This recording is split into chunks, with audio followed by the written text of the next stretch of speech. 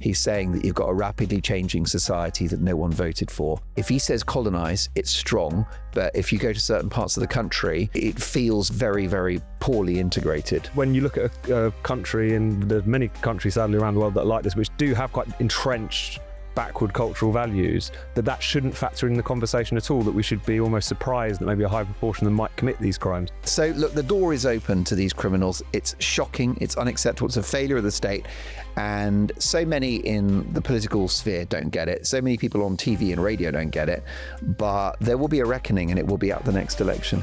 Hello and welcome to the Spike podcast. I'm Fraser Myers, delighted as ever to be joined by Spike's editor Tom Slater. Hello. And thrilled to have returning Talk's Mark Dolan. Welcome back. So good to be here, lads. So much to talk about. Loads to talk about. We will be discussing the horrors of borderless Britain, Starmer's stay of execution, and the row over Jim Ratcliffe's comments on migration.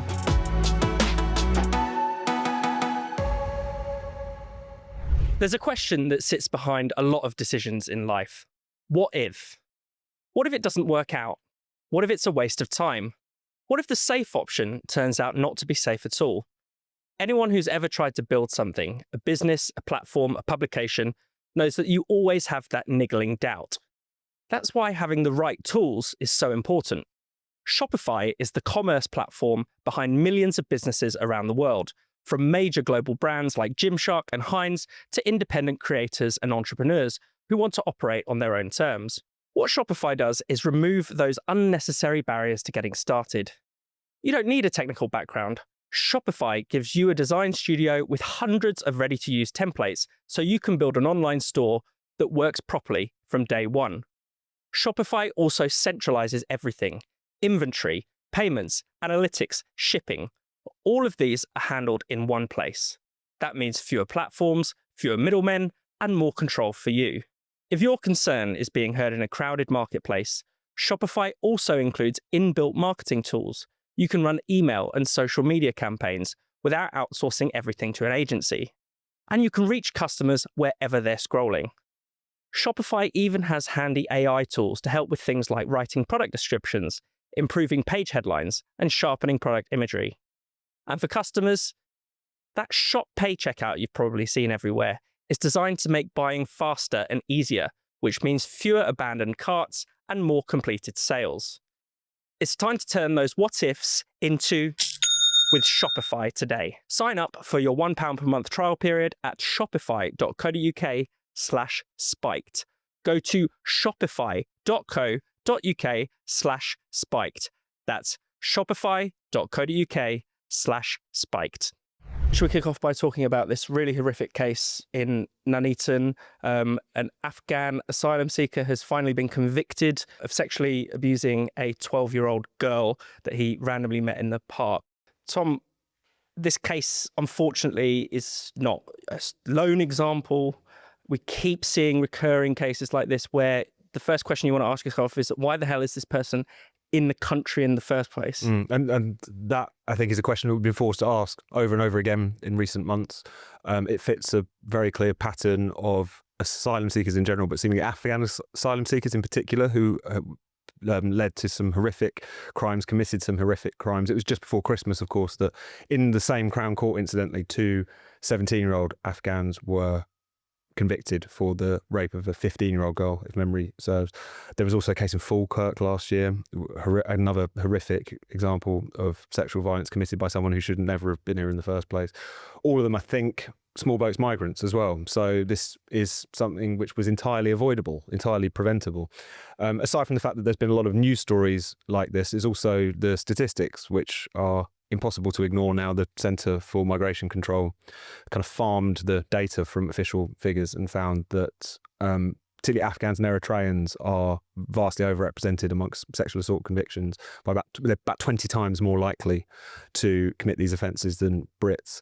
And it's just asked very searching questions, obviously, about a government, a state that has presided over a situation in which the door has been flung open to God knows who.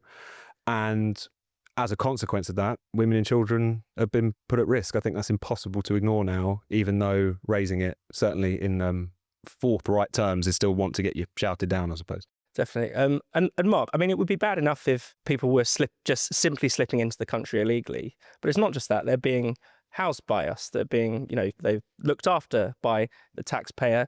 Ahmed Mukhalil, the perpetrator in this case, now that he's been convicted, was caught because he was using his Home Office debit card, that contained a preloaded allowance, and that he used that straight after the rape to go and buy some Red Bulls. What the hell are we doing? It's one level of insanity piled upon another, it feels like. Well, definitely. It's the cult of leftist progressivism which has seeped into our public institutions, which makes it somehow acceptable that a portion of people that enter the country illegally will commit crime. I honestly think the progressive left consider it a price worth paying for, in inverted commas, empathy and effective open borders. Now, when it comes to somebody that's legally here, they've gained asylum, they become a British citizen and have all the rights that go with that. And if they harm a British citizen, well, that is a conversation to be had, and it's a complex area legally and ethically and societally.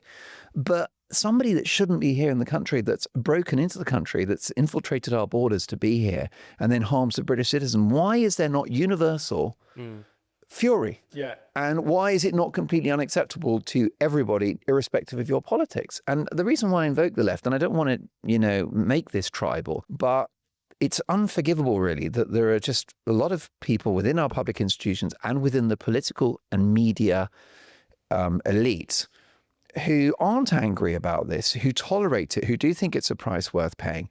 And on my Talk TV show, on one occasion, I had two left-leaning voices, and, they say lots of really interesting things. They're right about some stuff. No one's got a monopoly on empathy, the truth, the facts, or the right way to run a society. But both of them were on the left politically, and neither would accept the principle that it's an aggravating factor that Brits commit crimes, including rape and murder and all the other stuff.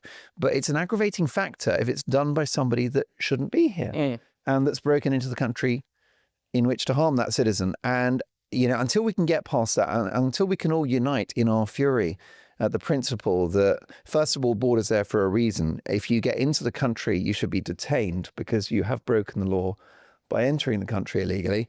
And then, in principle, you're deported irrespective of whether or not you've harmed a citizen. So, look, the door is open to these criminals. It's shocking. It's unacceptable. It's a failure of the state. And so many in the political sphere don't get it. So many people on TV and radio don't get it. But there will be a reckoning, and it will be at the next election. Yeah, absolutely. And Tom, I mean, the other factor is that, we don't know what's going to happen to this particular perpetrator, but there are many cases, far too many cases, where people who do commit crimes, who are found guilty of committing crimes, are never deported, and they become, the UK's problem for the rest of their lives. No, exactly. If can fight it in the courts. There was that Zimbabwean paedophile that was in the news a few months ago who had blocked his deportation on human rights grounds. There's the Rochdale grooming gang ringleader, who I believe is still in Rochdale, having served his time in prison because he tore up his Pakistani citizenship, and therefore it's legally impossible to remove him. The added complicated factor here, legally speaking, is also the fact that Afghanistan is now run by the Taliban, and there's no formal returns agreement, and so on and so forth. I believe a number of people have been returned to there regardless. You're 50, yeah. And then I think the Taliban have said that they'll take this guy back, assuming that they've got quite a sort of low bar morally in terms of what a citizen should be. And how women can be treated and all that. Well, I think they said they'd retry him under Islamic law as well, so they're making a case for themselves. But that's one thing which is important to talk about as well, which is there's essentially the question about can you remove them after they've committed the crime feels like we should deal with the prior problem, which is the fact that we haven't got a border. And this is the thing, this comes back to it. Why the boats must be stopped is because people are discarding their identification in the sea. We don't know who they are. So if we don't know who you are a potential threat by definition. It's not a judgment on your skin color, your religion, the country from which you emanate. If we don't know who you are, you're a threat.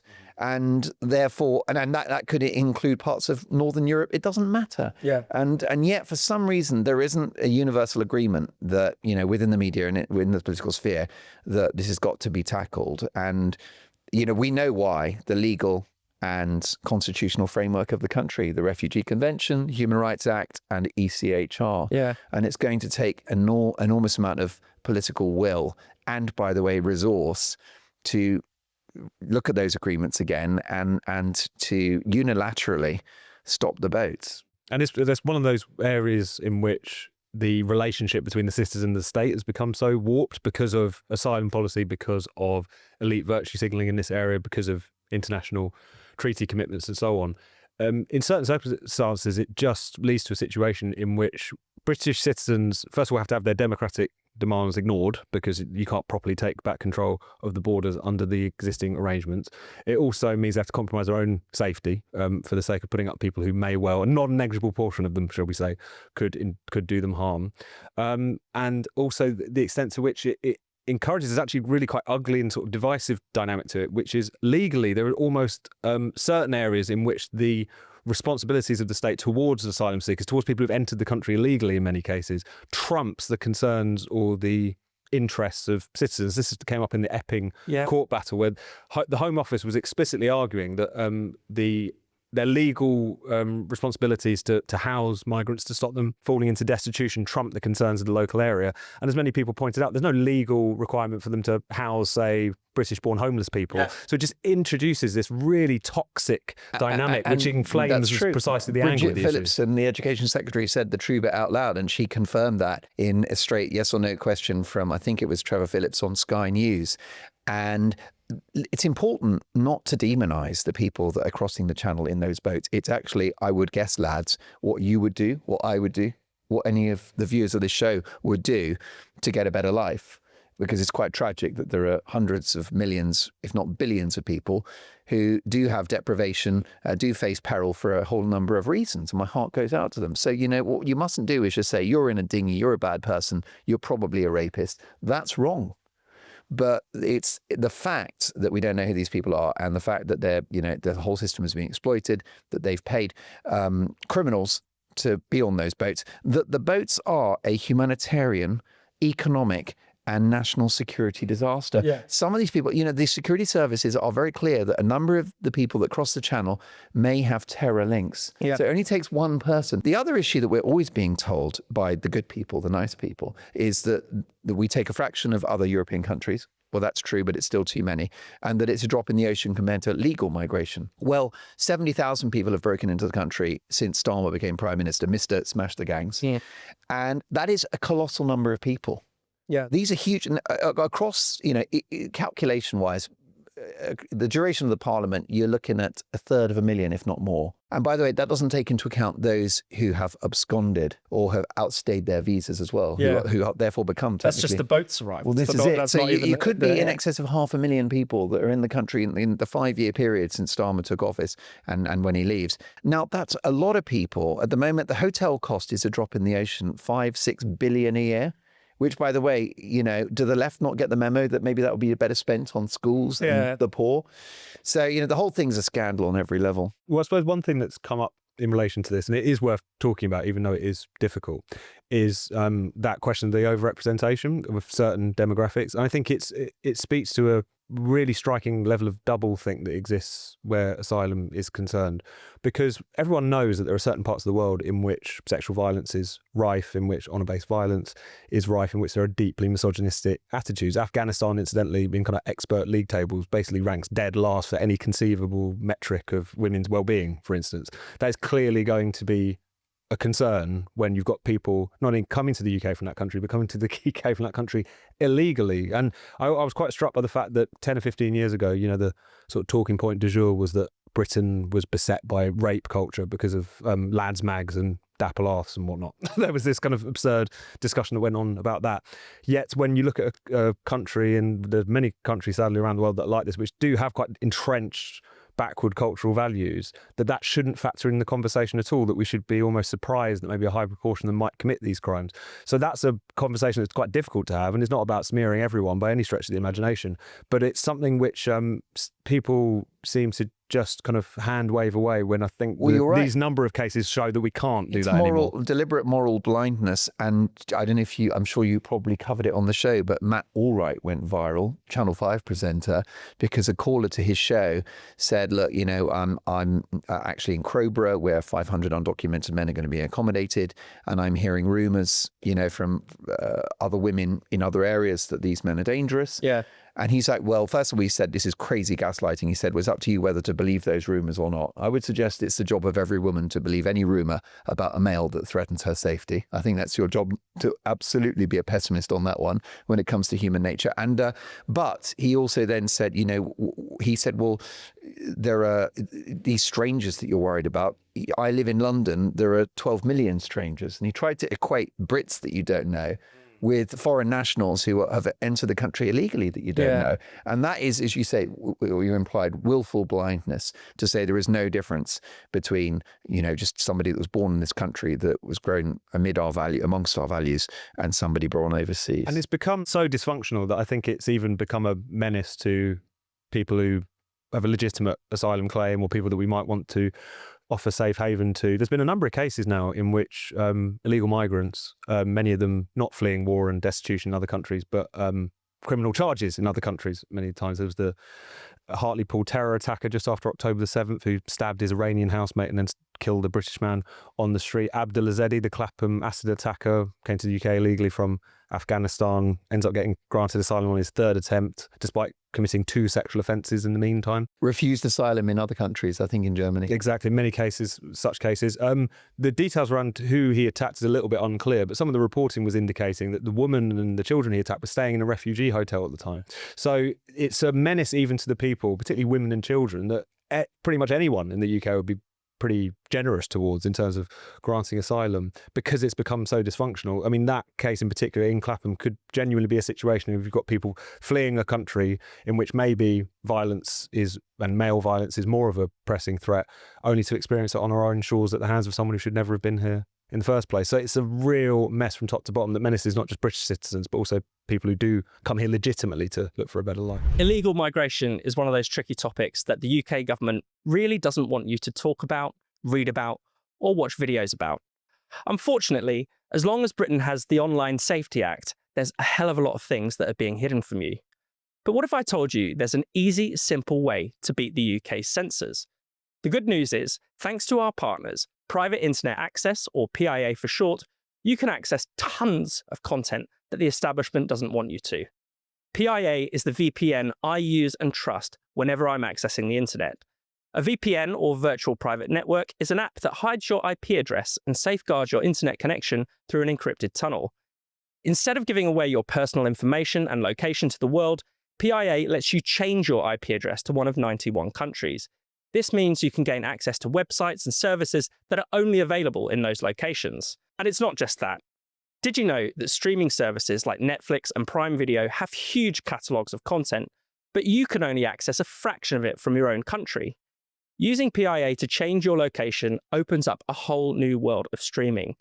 Paying for Netflix without using PIA is a bit like paying for front row seats at the cinema and being forced to sit in the hallway. PIA is also essential for keeping yourself safe online.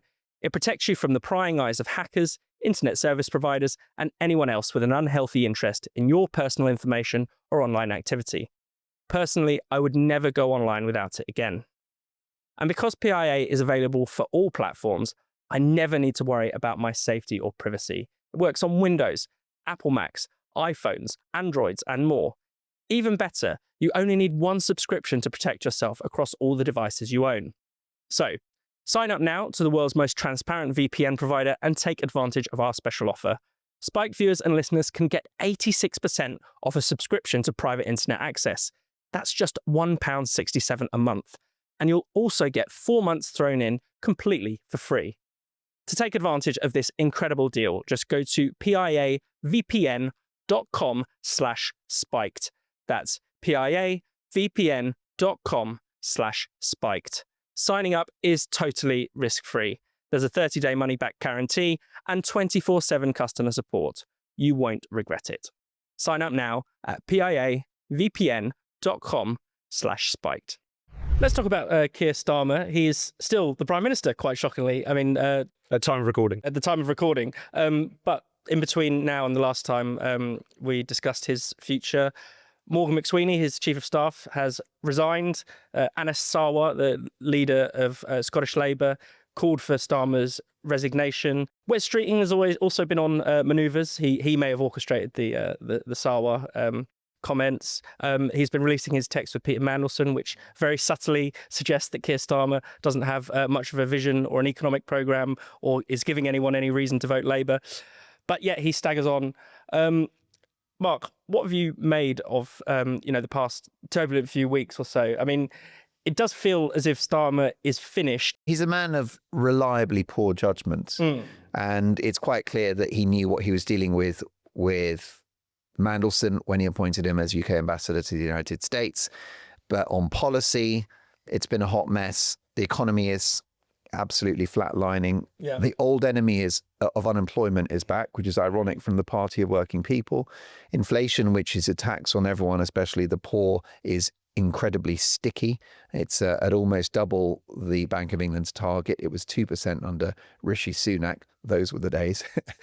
Halcyon the golden days. era. The fag end of the last Tory government was it's almost idyllic by comparison. So, I mean, actually, there's been a lot of focus on these appointments and his poor judgment, most definitely. But my greatest concern is just what he's doing to the country, the awful policies. And it's like, he's like politically the broken clock that isn't even right twice a day. It's quite amazing how consistently wrong he is about everything. But, I'm really concerned about the fact that Rachel Reeves is still at number 11. And, this is the road to ruin. And especially for a progressive left-wing government that wants to invest in public services. So, the debt, unemployment, crime, so I think it's easy when you look at the kind of Westminster bubble and the sort of soap opera of Mandelson, it's a distraction from the biggest thing of all, which is people are really struggling and the country's just going down the pan. Yeah, and it does feel, Tom, as if, certainly for a while anyway, and this looks set to continue, Labour MPs have really held the whip hand. The backbenchers who seem to, not know very much about anything, but catch the right vibes on certain policies are going to be driving either Starmer's policies if he stays on, or they will decide who takes over as Labour leader. And that's not good news for the nation. No, there was one anonymous source in the media this week which said that the Labour backbenchers have responded to Labour becoming incredibly unpopular by demanding they do incredibly unpopular things. It's absolutely absurd and politically clueless, but it makes them feel good. And I think it's a striking example of the fact that this is a party which it might claim to be the party of the working class. Keir Starmer was trying to make that case earlier this week as he reset his administration for the 400th time, it feels like. But it's obviously not. I mean, it's the party of the kind of do-gooding middle classes. Over the course of this government, it's become the party of the privately educated, the most popular party amongst those people. So some people are impressed by what it is that they've been getting up to. I think what we've seen really at the root of all of this, although terrible political judgment is absolutely there. I mean, part of the reason that the outgoing Morgan McSweeney was so powerful was because Keir Starmer didn't, it's not that he made bad decisions, he didn't make decisions at all. He would outsource them to people. He would essentially use McSweeney as his brain because he didn't have a political one of his own. But the most that Keir Starmer could ever say about himself was that he was going to get things done. Remember, it was all about mission-driven government. He had those milestones, and there were the pillars, and there was the tick box, there was this, there was that. There was all these kind of very technocratic kind of punch card style approaches to how he's going to do things. But he's not delivered on any conceivable level. So I think it's that thing. He didn't mean it. I think it's also like sheer technocracy just isn't enough. Like you can't just say, we are going to do this, we're going to do that. If you don't have any kind of more political depth and intent, it will just evaporate. I think when he said we'll smash the gangs, he was lying or being disingenuous. And I think when he said we'll be the party of working people, I don't think he meant it, because if you were the party of working people, you wouldn't clobber employers with the national insurance tax raid, which has destroyed investment and hurt the companies that people work for. The party of human rights lawyers in North London. Well, look, but I mean, it's an interesting debate, isn't it? So you're suggesting that it's just that somehow a failure to execute policy because there's no ideology underpinning it. I just wonder whether he's an outrageous charlatan that didn't mean a word of it. Yeah. And that's been proved by his policies. Yes, it's interesting because the recurring theme from all accounts of him internally, whether that's sympathetic, unsympathetic, is that he does not really have any politics at all, which is a staggering thing. if you're the Prime Minister. But that would be all right to have a technocrat that, like you say, at least I actually don't need politicians to have that much of an ideology as long as they can be. I mean, I think that the best example of a sort of managerial style Prime Minister was the aforementioned Rishi Sunak. And I know he was pretty ineffectual at the best of times. And I think, for example, his stop the boat strategy was also dishonest and disingenuous. He knew he wasn't going to stop the boats. But, he sat there in the dead of night with those spreadsheets and he pulled the levers that he needed to stabilize the economy, get inflation down, that kind of thing.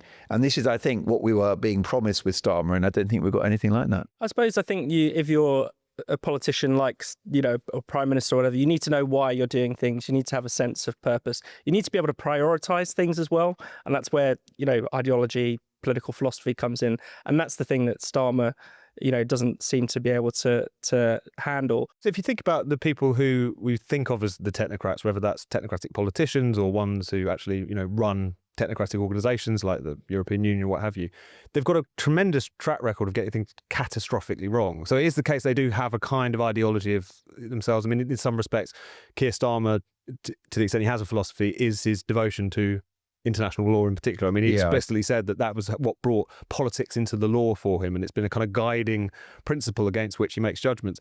And that's an ideology of a sort, but it's one that, in its own way, is a way of not having to think about the big questions. You just defer to the international court. You just defer to this ruling, that ruling. The Chagos deal was a kind of example of that.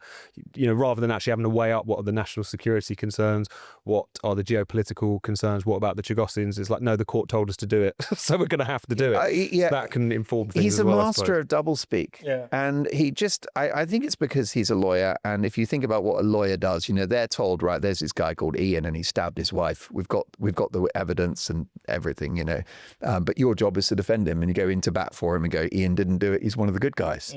Misunderstood.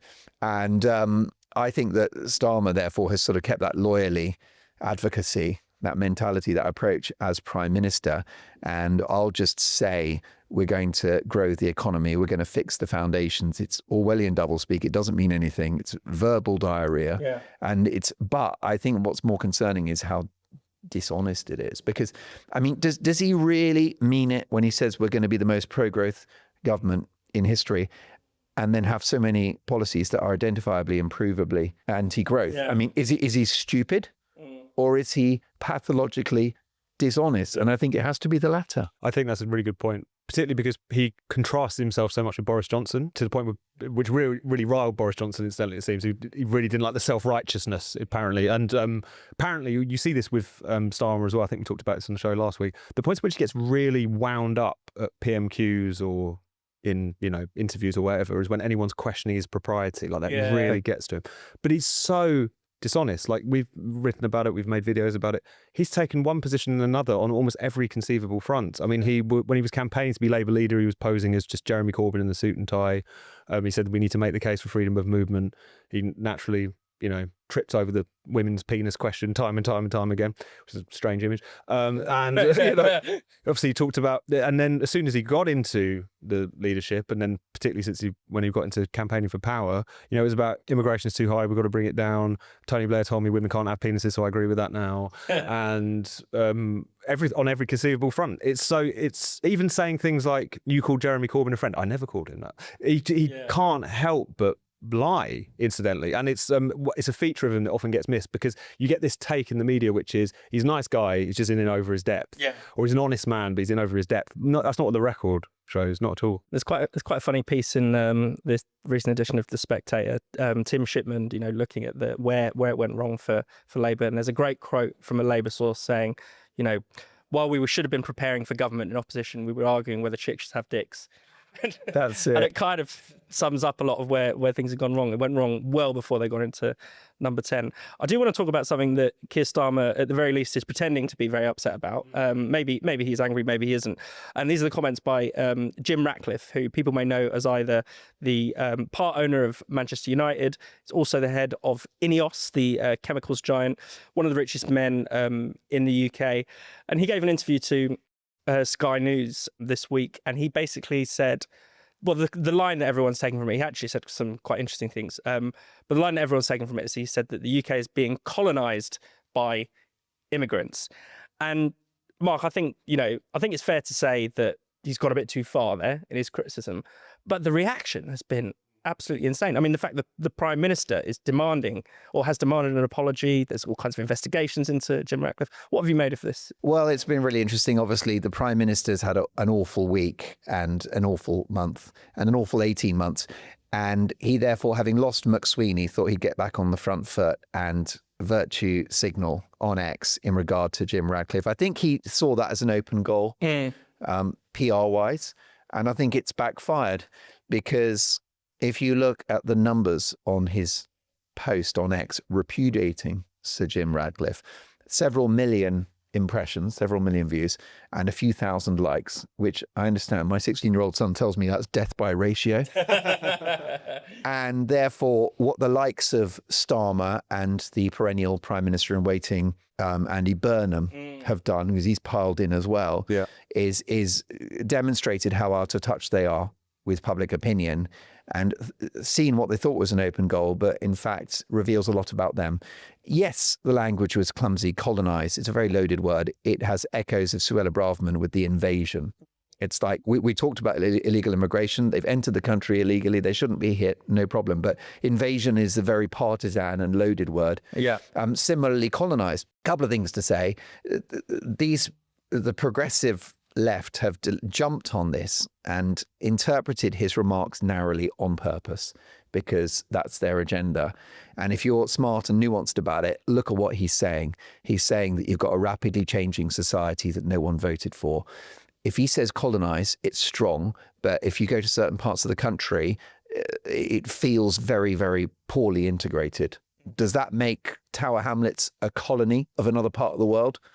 Potentially, in pure descriptive terms, not a million miles away from that, a ghettoized community. So, choose your language. Yeah. But we don't get distracted by clumsy language from Ratcliffe. First of all, it's an advantage that he did speak clumsily and using intemperate language, because now we're talking about it, right? So it's quite useful. And I think we need to have this conversation. And by the way, I just say praise the Lord that he's spoken out on this. And I'll tell you for why.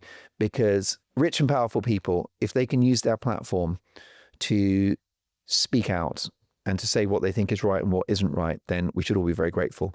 We've seen it in the world of culture and entertainment from Ricky Gervais and J.K. Rowling pushing back on the madness of woke ideology. J.K. Rowling more just through her interactions on X, her no-nonsense rebuttal of gender ideology, and Gervais through humour and laughing at woke madness. And I'm so grateful that they've done that, because to a degree, Gervais has, it doesn't look like it from his bank balance, but he sort of cancelled himself by being so bold, but creating a much bigger audience in the process. So, and therefore for Radcliffe from the world of business to speak out is good, because there's so many people in the corporate world that would agree with every word he said. The other thing that's being, amid all of the noise of it, is being ignored is the unsustainable nature of 9 million people on benefits who are of working age. Which is also something he pointed out. And this is another of those, heretical things to say. It's one of those things that, it's the great unspoken dark truth, which is that we live beyond our means as a country. The cult of welfarism is economic quicksand. We're mortgaging the future of kids that haven't even been born yet. It's abhorrent. By the way, it sounds like I'm obsessed with Rishi Sunak, but I've got one more. I'm on a hat trick. His biggest fan. But I got one more Sunak observation, which is when he talked about national debt, he said it was unethical and immoral. And no one points that out, that borrowing on behalf of future generations. So he was right on the economy, and his overall point about a rapidly changing society that's poorly integrated, that no one voted for, is spot on. And I thank him for being so brave. I think, Tom, it's been interesting to see, as you alluded to, Mark, both Andy Burnham and Keir Starmer jumping in. It's like the only thing that unites the knackered left nowadays is the excitement of being able to call people racist. Absolutely. They're really picking up with that now with Farage and Reform, aren't they? That's their entire pitch, is just to accuse them of that. That's all they've got left. And as you say, the glee that comes upon them when there's someone that they can, in their minds, legitimately throw that word at them. Meanwhile, I think everyone else is just really bored of people taking outsized offence to how someone talks about an issue rather than the issue itself.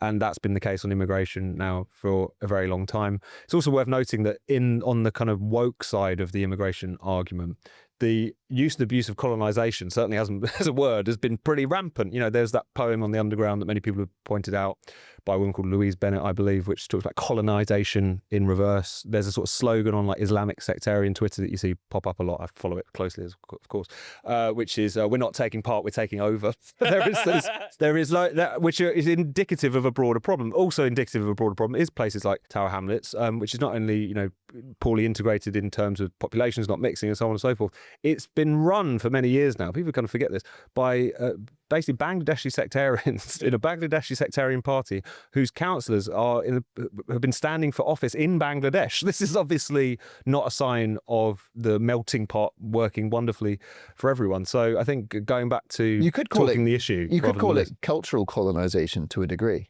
And if not political and territorial. Yeah, and it's this sort of thing where, of course, this is a question of immigration policy rather than people, showing up. As well, it's not, doesn't mean it literally. It's right. I think that's the most important thing. But it's just, I think, talk about the issue rather than the way in which people talk about it. But the other thing that what critics of Ratcliffe have done is focused on that he's a billionaire. Well, that should be celebrated. He's a great British success story. I think he was born and grew up in the north of England, right, which has changed beyond all recognition. And then the other thing is that he lives in Monaco is the other criticism of him.